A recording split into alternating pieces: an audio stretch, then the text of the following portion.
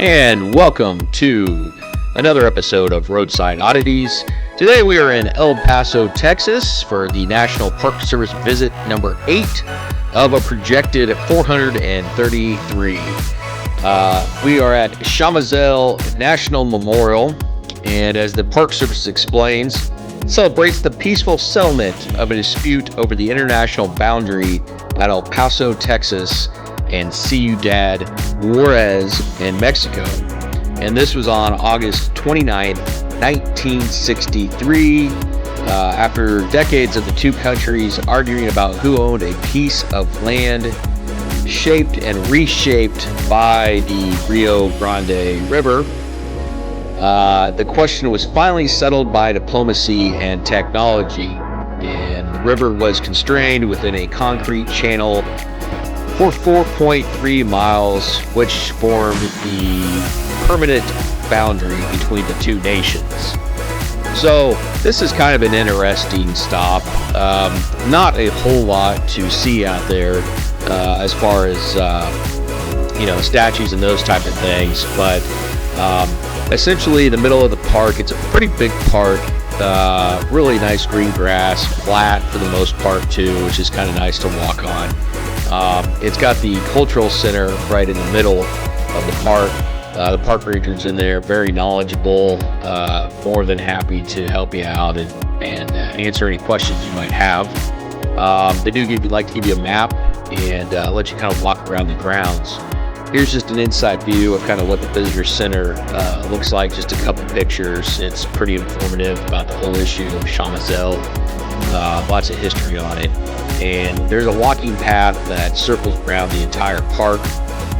And you can actually see the border of Mexico on the other side. And you can see kind of the flag of Mexico. And then eventually it'll go by the border crossing for the, I believe it's the International Bridge of the Americas. And you can sit there and kind of see the traffic.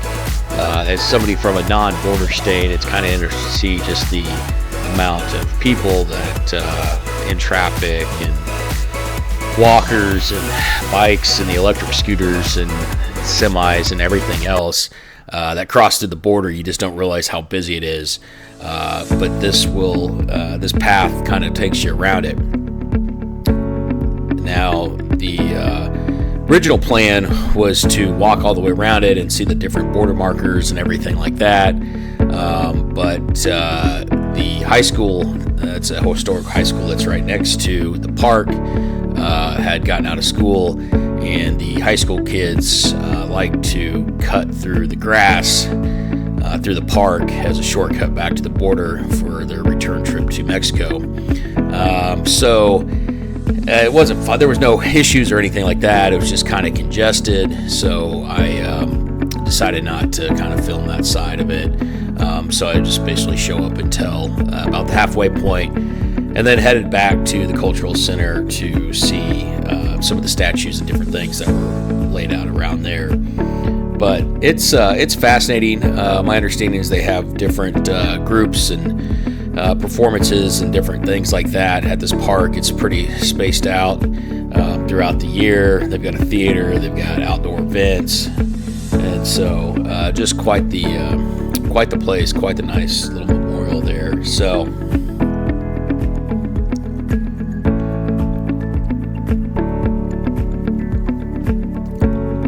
as you can see here, here's the crossing,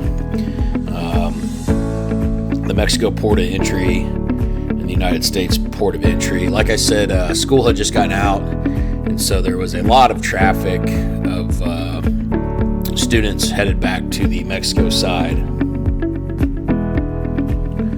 The path was really maintained. I know some of the paths you go to, they're not quite like this, but this was well maintained. The park itself was really pretty, and like I said, plenty of historical information in there if need be.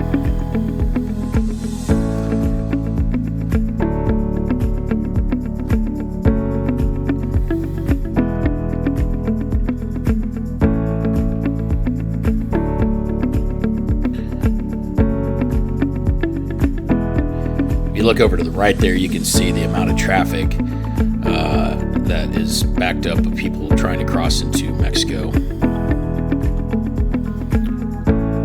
And just a really nice day down there too. I know it can get pretty hot in El Paso, and it was a little warm, but not anything too crazy. So just the amount of traffic and pedestrians is something to see as someone from a non-border state. Here's one of the statues that's up by the cultural center.